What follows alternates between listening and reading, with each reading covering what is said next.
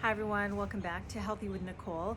I wanted to give an update on my status post-carnivore for all of you carnivore watchers out there. So most of you that have been following me for any length of time know that I did the carnivore diet for 2.5 years to heal my bout with colitis, which lasted 7 years. And it totally worked. So I can't express enough how much you should consider the carnivore diet if you're still dealing with inflammatory bowel situations or many other autoimmunes, in fact, because of its ability to eliminate irritants from the gut. And it certainly worked for me. It doesn't necessarily work for everybody, but I did learn a lot through that experience and since then. So after the 2.5 years, I started adding back foods, which first I did some fruit. And I did really well with the fruit, loved it. It was delicious, tasted good, and gave me a ton of energy. And then I started to add things like mushrooms and, peeled cucumbers and a few other things. And that went on for probably the first year. And I did fine with it, never experienced a flare, poor digestion, anything like that. Did really well. And then I kind of took a break from eating so much fruit because it was out of season. And so I went back to eating more, some cooked vegetables, but mostly meats. Mostly, eggs, beef, fish, things like that. And still no problems. I'm still doing really well, have not had a flare since the beginning of really, 4 months into my carnivore diet was when the symptoms went away. And that's been 4 years now. So I haven't had a symptom since then. So I think, in case I said that wrong, 4 months into the carnivore diet, and then it's been 4 years since then. 2.5 of those on the carnivore diet and then almost 2 off it. And so what I've learned is that it is absolutely, definitely, without a question, a great way to eliminate irritants from your gut. And this can help in so many ways for autoimmune, but specifically for ulcerative colitis. When you have that disease, you get to a point where pretty much anything you eat irritates you because you're so inflamed. So by taking away most of the irritants, it allows the things in the gut there to calm down. Now, what I also think is that your gut microbes do need some kind of prebiotic fiber, and you're not really getting it unless you eat a lot of collagen. You're not really getting it from meats and animal products.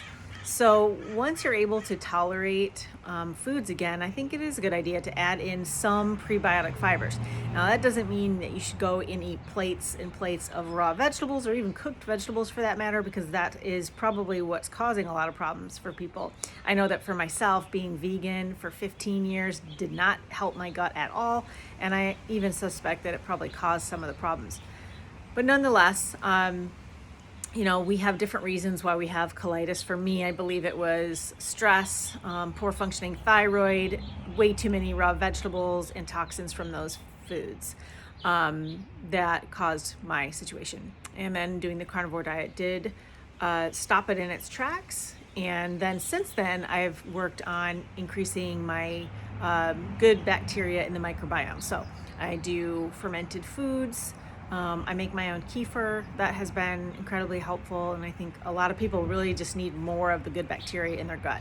And then I use smaller amounts of prebiotic fiber, like artichokes. Love artichokes. I eat those whenever they're in season here in California. And then also you could have, like a little bit of asparagus, some small amounts of fruit, whatever you feel like you digest well. And so for myself, I've been able to include those with all of my meals and without any problems. So a typical day for me is if I have breakfast, sometimes I just wait and have lunch at like 11 or 12. But if I have breakfast, I'll have eggs and bacon. Sometimes I'll have a little kefir smoothie, and then wait and have lunch, which is usually some kind of animal protein. And occasionally I'll have a salad, even just a little romaine lettuce, which I could never tolerate before, but sometimes the crunch tastes good. I might have a little bit of fruit with it if I have a leaner protein for lunch, such as raspberries or blackberries, something like that. And then dinner, again, is just another animal protein, and probably a cooked vegetable, and something like artichokes and steak or something like that is pretty common for me. But that's where I'm at now, and I've just learned that you can't heal the gut when you have a ton of irritants going in there. So you do have to remove those for a while, if not permanently, so that you can work on healing things. If you have a thyroid problem, you're gonna have a really hard time healing your gut without addressing that. And the reason is because it impairs digestion, and so many foods that we eat have things in it like goitrogens and cruciferous vegetables that are really tough on the thyroid. And also, things in legumes, beans, nuts, and seeds that are definitely can affect the thyroid. So you have to address that, because if you don't, you're going to have trouble with your digestion, which is going to then set you up for more inflammatory bowel problems. So for me, I had to address that at some point. I didn't do it right off the bat. I just focused on the elimination for the first 2 years, and then started to look at, adding in more of the beneficial bacteria, the prebiotic fiber. So I'm happy to say that now, 4 years later, I am still colitis free. I have 0 symptoms at all.